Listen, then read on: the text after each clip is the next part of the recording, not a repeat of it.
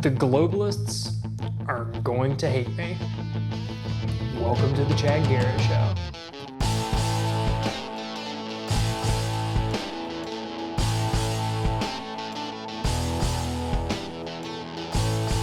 So, I mean that literally. Like, if the globalists don't already hate me, they're going to after this episode, because after an episode on tribalism and like, I mean, I don't understand how much more you get to like small, local, independent, community-based governance and rule, right? Like self-ownership, all of these things matter more than like the federal government, and the idea of like this whole global economy is stupid. And we're going to talk about why the global economy is stupid and it sucks. It's actually going to be sort of a backdrop to this whole thing. The thing that we're talking about today is this idea of conquering the world, which, if you've ever seen half of Hollywood, the main bad guy is always trying to conquer the world, and the free people are always the ones that go and save everyone else, and they save them from this tyrant or this evil ruler, and they allow them to have their own free will and make their own choices. So even like old school Hollywood, like it ending in like 2008 almost, was about all of these ideas and all of these virtues. And it's interesting to me to think about how many stories went along with this, and now how many stories we have that are trying to be give more power, give more power, give more power. Like, you can't handle your problems, let us handle your problems. You can't handle your problems, let us handle your problems. Even with the ideas of like the Marvel Universe and S.H.I.E.L.D. and S.W.O.R.D., they have their own problems, their own incompetencies. However, the idea that you are not good enough to handle your own problems, and that you need a superhero or a government institution that can handle the superheroes to solve your problems for you, like kind of a subliminal message that's existing through all of these things. And it really, really sucks. But instead of going into that side of things more, what I want to do is I want to talk about this idea of conquering the world and whether or not it is a good thing. You already know my answer to this, that no, conquering the world is not a good thing, that people should have their own free will and their own choice, etc. But I want to break into this thing by analyzing two pieces of fiction. The first one is a video game that I recently played called Ni no Kuni 2, and I'll break down why it's important. It's a Japanese role-playing game that the whole game wasn't in Japanese, thankfully. But fun game, very childlike, definitely geared towards a young audience. And then I also want to bring in Lord of the Rings. And this is going to be sort of my preamble to our Lord of the Rings series that we're going to be doing next. So without further ado, let us jump into this thing. The first thing I'm going to do is I'm going to give you a general synopsis of Ni no Kuni 2. The sort of subtitle for this is The Revenant Kingdom. This whole story starts with a character named Roland getting transported into this fictional world. We don't know the name of this fictional world. It's just this parallel universe to ours. And he meets a young king named Evan Pettywhisker Tildrum. Now, the story really revolves around Evan because Evan's father has recently passed away. He is supposed to be made king, and there are these things called kingmakers. And these great beasts that give great power to a king, and they generally protect the kingdom itself. Their magical aura helps protect the domain, and you cannot establish your kingdom without having a bond, an oath made with a kingmaker. You have to prove yourself worthy to be king. And then as your lineage progresses, the kingmaker's oath is passed down to you. So Evan's dad is murdered. He's assassinated with poison by his right-hand man, and then Evan is essentially usurped, and his kingmaker oath is stolen from him. All of this doesn't really make a whole lot of difference other than to get to the point where Evan decides that he is going to make a promise to essentially his mother figure, not actually his mother, but his nanny more or less that raised him. His mother's not around. And he decides that he's going to go on this quest of world domination. Now, whoa, kids game meant for like 9, 10, 11-year-olds, 12-year-olds, right? It's enjoyable for an older audience, but it's definitely naive to the point where it's meant for a young audience. It is geared towards this young audience. His idea of world domination, he's going to found his own kingdom, and he wants to found this kingdom where everyone can live happily ever after, forever after, and he calls it Evermore. And part of the game, a vast majority of this game, is doing these little quests and collecting these people that come and live in your kingdom, which is cool. It's fun to start with nothing and to build this kingdom out in the middle of what they call the Heartlands. However, the general undertone for this is this idea that you are dominating these other kingdoms.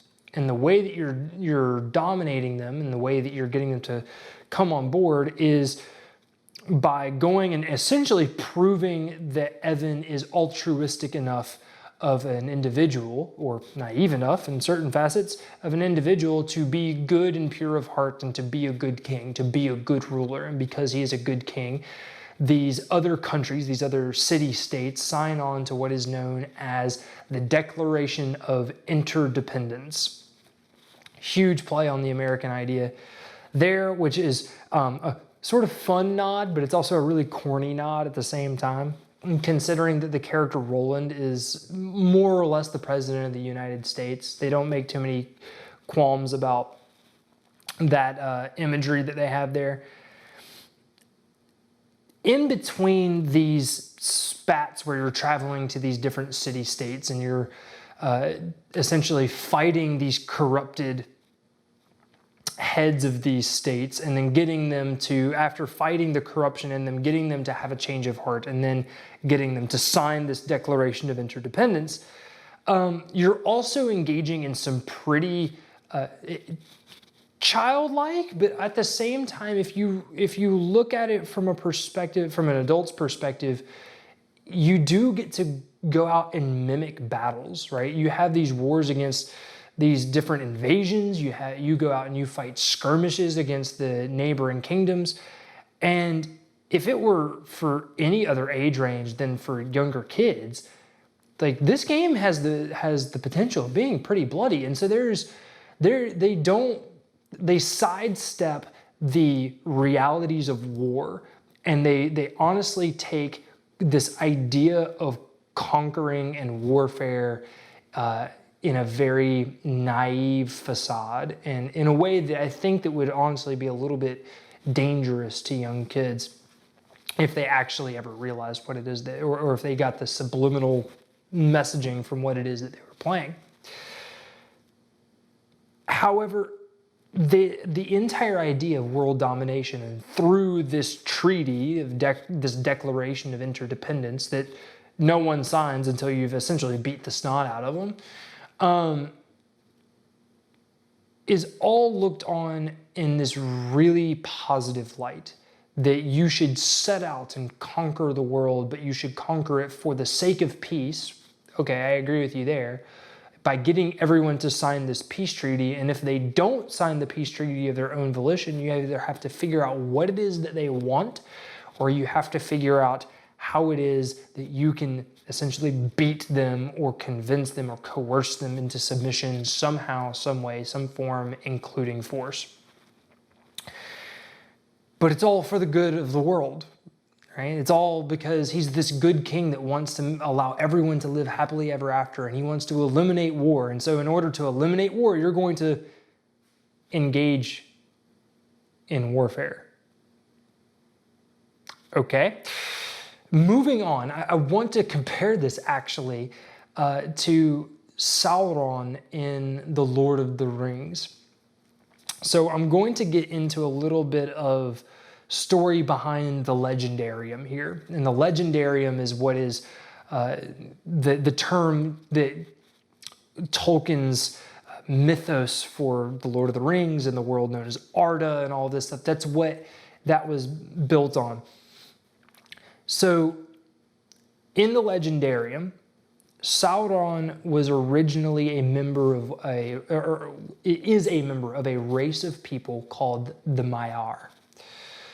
And he was at his creation good, beautiful, great. There are significant parallels to Satan in his character, because he was fair and he was looked upon beautifully, and his ultimate virtues were for order and perfection. And this made him admired even more by those that shared his race. And at what is known at the beginning of the third age, at the beginning of the first age, there is another race, one of the, I believe it's the Valar, that comes down. It's one of the essential angels, right? So there's an overall creator, and this overall creator told the angels to sing the world into being.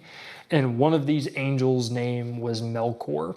And Melkor was responsible for singing discord and evil, essentially darkness, into the world. And therefore, when he did such a thing, even though the angels were instructed to sing the world into existence, Melkor, because he sang darkness and evil into existence, was cast out of heaven and forced to forever walk the land of the mortals. And so Melkor, being powerful and being the true embodiment of Satan in Tolkien's world, sets out to conquer all of the worlds and to bring everything under darkness and ruin, and either completely subdue everyone there and dominate everything, or even destroy Arda itself, whether it be out of jealousy or what have you.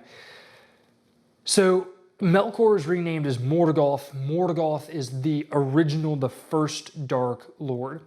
Now, in the Lord of the Rings series, Sauron is the Dark Lord Sauron. Now, Sauron was also a shapeshifter. He could take the form of a werewolf. He could take the form of a vampire. He was at one point the lord of all the werewolves.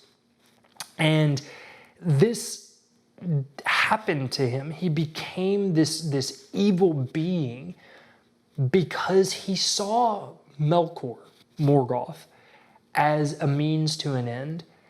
He chose to serve Morgoth as one of his lieutenants in this great war in order to gain the power that he needed so that he could actuate his ambition of bringing order and perfection to the world. Now, this idea is what spurred him to create the rings. This idea of perfect order and perfect perfection is what led him to creating the Tower of Barad-dûr in Mordor, and trying to subdue all of Middle-earth and dominate their minds, not to destroy the world, but to try and create this perfect order, and either allow those that submitted to his will to live their lives how they wished, so long as it was in accordance with what Sauron thought was the perfect order, or to live in slavery and to be subjected to the perfect order forcibly. He started as a spy for Morgoth, then became a servant for Morgoth. His goodness was corrupted by Morgoth, and therefore all of the good that he set out to do, all of the beauty, all of the good, all of the order, all of the perfection that he wanted to effectuate in the world disappeared, and instead was corrupted into what we know as the Creator, the Lord of the Ring. If you know anything about he was doomed to start from the beginning. And the reason why we know he was doomed to start from the beginning, as anyone of you that have read my article on locals.com, the perfection paradox, I should say. If you haven't read it, you can go to locals.com you can go to forerunnerproductions.locals.com, and when you're on the page, you can go into the search bar and say #article, and you can look at all the articles that we have there. Right now there's like 12 or 13 of them. They're all really good. The perfection paradox is on there as well, and I highly recommend you give it a read, because it plays into this idea that trying to achieve perfection is a paradox. We have no ability as mortal beings, Sauron included, as mortal beings, we do not have the capacity, mental, emotional, physical, whatever, spiritual, to effectuate or to try and describe or prescribe what perfection is. It is not possible for us. It is beyond us. There has to be, in order to do so objectively, right? There's subjective perfection in this world, and that's fine, right? Your lived experience means something. However, in order to understand what true perfection is, and to try and decide what perfection is for other people, is almost evil. And the reason why is because we are not the ultimate authority. We are not God. We do not have the ultimate objective standard in which to make that decision. And this is the very issue that both Morgoth and Sauron sort of fall into. So both Evan, Pettywhisker Tildrum, our cute little game, and Sauron set out on their road to world domination for good reasons. Who doesn't want order and perfection? If I could live in a world that gave order and perfection, I would do so. The issue is that there is no way for us to achieve that. And anyone naive enough to believe that there is a way to achieve that, cough, cough, looking at you globalists, you need to wake up. You need to pull your head out of the sand. Because the only way that you're going to achieve that order and perfection, the only way that you're going to achieve that happily ever after, which is really just a fancy way of talking about order and perfection and no war, but the only way to actually achieve this type of thing is through subjugation, right? And so the question arises is, do good intentions justify this subjugation? In Ni no Kuni, the answer is yes, it does. Because everyone gets to live happily ever after. A very naive principle. This idea doesn't actually work. In Lord of the Rings, the answer is no. Because the fires of industry and war result in the enslavement of the entire land. Another question that pops into mind is, like, what risk does the desire for world domination carry? And this brings to mind this idea of like the road to hell is paved with good intentions. Rulers that set out with good intentions end up becoming corrupted. Now, in Ni no Kuni, we don't get to see the corruption. You do at the end, there's a character named Dalaran that is trying to resurrect his long-lost civilization, and he's doing it for all of the good reasons, right? The civilization was great. He did it because the thing that caused the downfall of his civilization was the demise of his beloved. And so one of the reasons why he's trying to bring her back is because it not only brings the society back, which was a good society, but also brings his love back. And he's willing to sacrifice however many lives it takes in order to get there, right? The road to hell is paved with good intentions. From Evan's perspective, though, let's take a step back and let's say, okay, forget Dalaran's plot line. Let's assume that Evan really is as altruistic a king as they claim in the game. Let's also assume that his son is as altruistic as they put him to be. There's a subplot line with his son. His son actually ends up being this legendary figure that the legends get. It does a weird time warp thing that doesn't make a whole bunch of sense. Nevertheless, his son's a good king too. We know that much. But how many generations does it take for a kingship to falter? Only in this fantasy perfect world does peace exist forever and ever and ever. And the reason why is because people have ambition. And ambition leads to greed, and greed leads us to a ton of horrible, terrible mistakes. Even ambition that doesn't lead specifically to greed, and being like money and gluttony and all these things, it leads us down a road that if it's not balanced by something, if we don't balance our ambition with some ability to see the beautiful and perfect of the world that was placed there without our ability, right? Beyond us. There is no way for us to live or try and preserve that type of world. The question that the Lord of the Rings brings to mind is, how do we keep our desire from corrupting our purity? Sauron, before his fall, was pure and beautiful and fair. So fair that he was able to corrupt and twist the minds of those that he encountered and that he spoke with. He tricked the elves not many hundreds of years after he was known to be a servant of Morgoth, to creating the Rings of Power. One of these elves being Celebrimbor.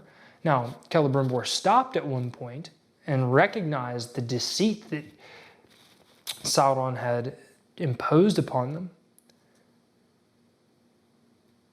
However, that idea of ambition, the desire to create things and build things, it can be corrupted if we're not careful. We can get so mixed up in our good intentions and the great things that we want to do that we forget to see the things in front of us. And this is where we go into the idea that the ends justify the means. A very dangerous premise. And if you do not have a super, and I mean an incredibly solid foundation in morality and virtue, you will not know when to draw the line for when the ends stop justifying the means. I give credence to the point. I think that the ends do generally justify the means. But there is a line. There is a line, and it must be drawn, and the only person that can decide that is you, based on where you derive your morality. And this is why we come back to the idea of tribes and tribalism, is because you need to surround yourself with a tribe and a set of rituals and traditions that reflect those values. If you don't, you are going to live a miserable life, because you are going to constantly feel like an outcast. You're going to constantly feel like you're being belittled or being forced to change. You have to understand these things. And the only way that you can understand what tribe you need to be a part of is either by accepting the tribe that you were raised and brought into, or by having a super firm understanding for the things that you actually believe and then seeking out a tribe that reflects those. Now, there are other questions that sort of reflect these ideals of world conquering that I want to get into from a couple of different things outside of Ni no Kuni and outside of the Lord of the Rings. But the first thing that I want to do is thank you guys so much for being here. If you are on Podbean, or if you are on Spotify, I highly recommend that you head over to our YouTube channel. And if you are already on the YouTube channel, or if you go over there, smash the subscribe button. You don't know how much it helps us. It is amazing to see how fast this community is growing, especially since we've added YouTube and everything. The best place that you guys can go to help us is going to be to locals.com. I mentioned it before. It's where all the articles that you have. It's also where we're putting out exclusive content, as well as, in the near future, ad-free content. So you don't have to listen to me doing this all the time. In the future, make sure you go over to forerunnerproductions.locals.com so that you get ad-free content, exclusive articles. That's where we're going to be posting music and videos, and we talk to you guys. We're going to be having our first live AMA, Ask Me Anything, with me, Chad Garrett, very soon. I really hope that you guys get stoked about that and have some really fun questions. I'm going to be all off the top of my head. I'm not going to be prepped for any of this. So at the very least, it'll be entertaining when I look stupid. So, forerunnerproductions.locals.com. I really, really hope to see you guys there. The next direction that I'm actually going to take this is away from Ni no Kuni and into and the Lord of the Rings and into the Star Wars realm. Because Star Wars deals with this idea of world domination too, except they do it under a different guise. They do it under the guise of the Jedi trying to bring balance and peace to the Force and to the galaxy, right? Balance to the Force, peace to the galaxy by bringing balance. Now, the Jedi have a weird idea of what balance is, meaning they exist and the Sith do not. It's not exactly balance. However, the Sith have this overarching theme of complete domination, power and strength above all. And this is where we see Palpatine. The Jedi are saying that let everyone sort of have their own autonomy, right? Even though the Jedi's ideas of what balance looks like is very different, peace to them typically looks correct. Now, when you see Palpatine begin to take over the world, you see Anakin literally become the very thing that he swore to fight against, because his desire for the balance for the Force, his desire to save his wife, his desire to bring peace to the galaxy, it all ends up backfiring. And it backfires for the very reason that we just talked about. Desire running out of control, because conquering, bringing global dominion is not all it's cracked up to be. There is no way without forced subjugation, which we see in the Star Wars universe, to unite a globe or a galaxy or a continent even. It's very difficult. There's a reason why the founding fathers tried to keep the individual states to have their own autonomy of governorship. That was to support and provide this idea of tribalism, to where the local governments could address to the local problems. And yet we want to continue to not only feed a federal government, but now we're talking about feeding a global government, global laws, a global police force.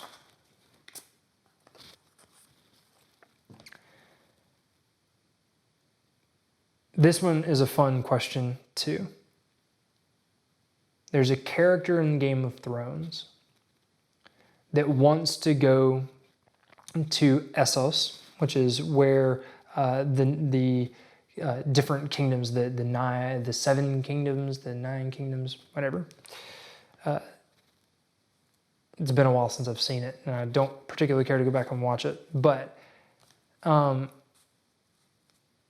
there's a character in that show that begs the question of, how do we decide who gets to choose what's best for everyone? If you're going to be the one to attempt global domination, what makes you so special that you get to choose what's right for me and my family?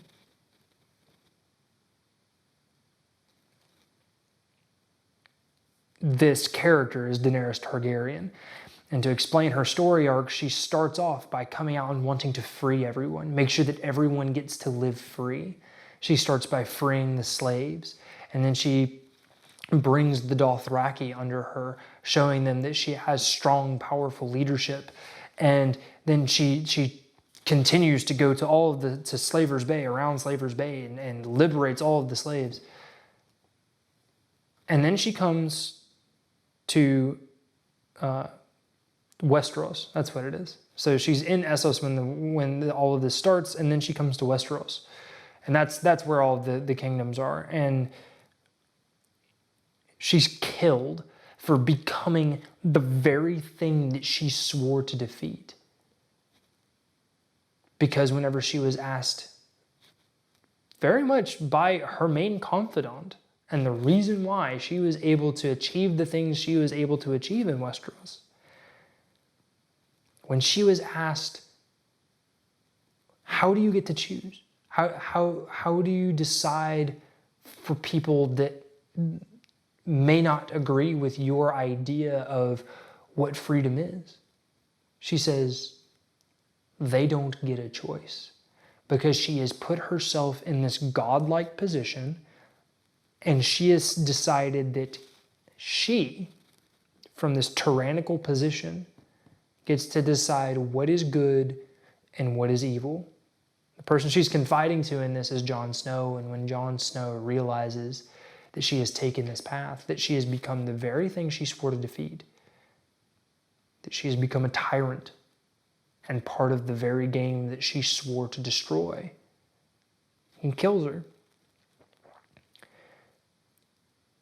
And so one of the other questions is as a piggyback onto how do we decide who gets to choose what's best for everyone? The answer to that is that you can't. You don't get that right. You have to let people decide what's best for themselves. You have to leave it to self-ownership. To function as a society, you have to have laws to keep people from infringing on each other's ability to choose and the ability to have these rights. However, they cannot come in and take the things or somehow harm the choices that you have made or rob you of the ability to make those choices. However, there's this other question where it's like, how can you justify taking people's individual choice away? Their choice of self-ownership, their choice of free will, their choice to find an objective moral standard in their own life, right? To follow the natural law.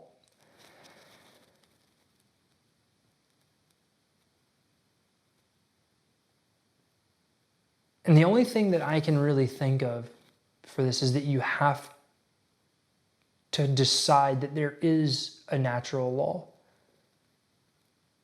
So long as you believe in this subjective perspective, this subjective morality, that what you do in your backyard doesn't harm me, even if you're, murdering and butchering kittens, right? Like I shouldn't be allowed to judge you for doing an evil thing, or you shouldn't be able to judge me. Let me be the bad guy. You shouldn't be able to judge me because I'm killing kittens in my backyard, even though killing kittens is like a totally evil thing, man. Like I have a cat. I love my cat. It's an evil thing to try and kill cats. They haven't done nothing to you. History has another question that we have to ask ourselves. And I take this one to heart because I grew up idolizing this particular figure.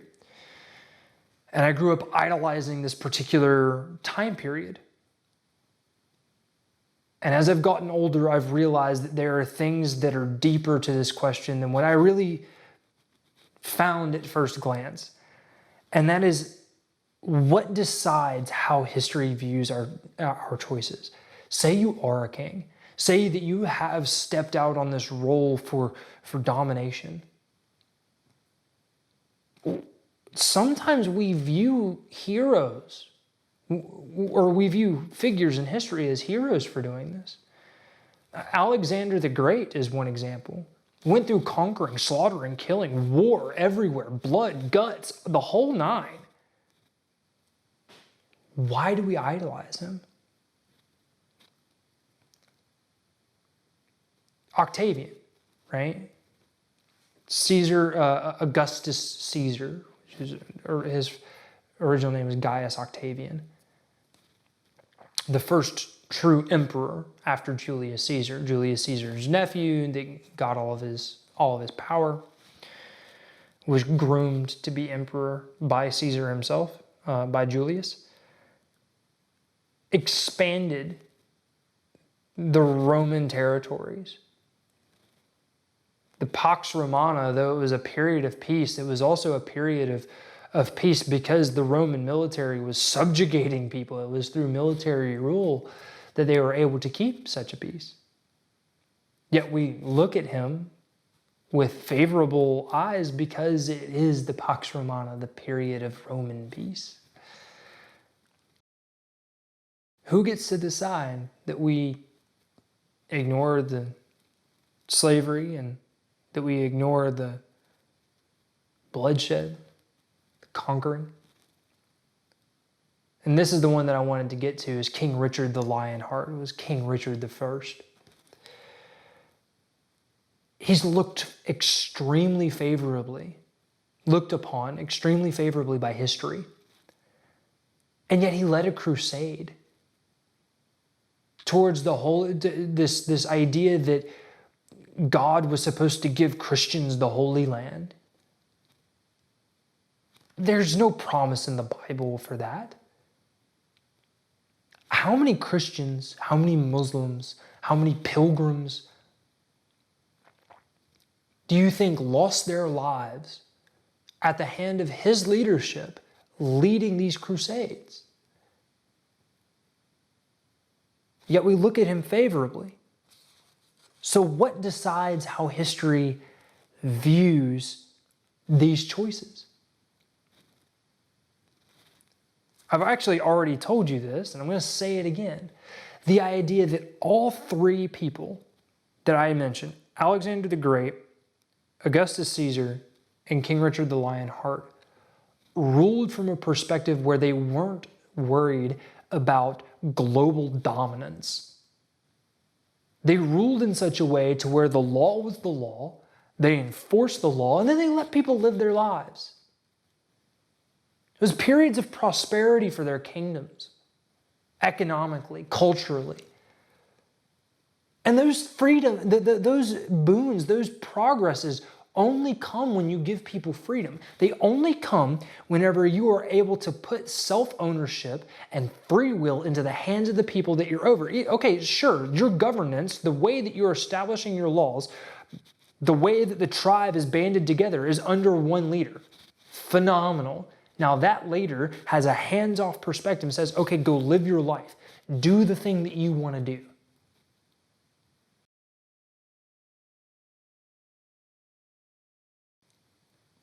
And so the answer to what does it take to dominate the world? How do we conquer the world? You don't. You let people make their own choices. You let them band together in their own tribes. And you pray that they pick good leaders. Self-ownership must always be the deciding factor. Free will must always reign. And any leader that would try to remove these two things is doomed to fail. You're never going to have a unified global community. We're already in a global world. I can pick up my phone and I can call my brother in Germany. Like a piece of magic. I can tic-tac on this thing and I have all of the information the world has ever had anywhere, literally to offer at my fingertips. If not for easy access, I can at least get it sent to me in a matter of days. So living in a global world is something completely different than living in a global community or a global society.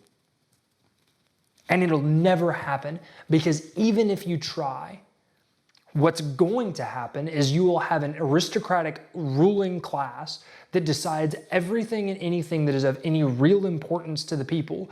And then the people are going to band together into tribes anyway and fight amongst each other. And if the aristocratic class is smart, they'll continue to perpetuate that fight. We actually see them doing this already in the United States of America. And if you think it's not going to get worse under a global economy, you're a fool. The bottom line is that we have to maintain the tight-knit cultural communities that we have, and we have to push back on this idea of letting some ruling class combine all the nations of the world and to make us all one people. There's only one being in all of history, time, or space that will be able to pull that one off, and it's the second coming of Jesus Christ. Until then, let the tribes be the tribes. Let free will reign.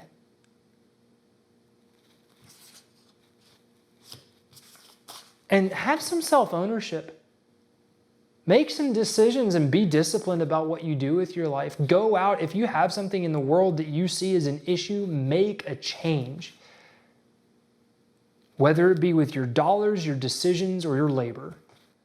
Because that's the only way that you will ever be able to see the core cultural impacts and the true boons of a separated society. Not segregated. I almost said that. I'm talking about segregation. I don't care what your color of your skin is. What I care about is the content of your heart and what you are willing to do with the time that you are given. You're going to sit around and be a couch potato? Or are you going to work and make something beautiful that this world can enjoy and that the people around you can appreciate and that you can look at and be proud of? I'm Chad Garrett, and this is The Chad Garrett Show.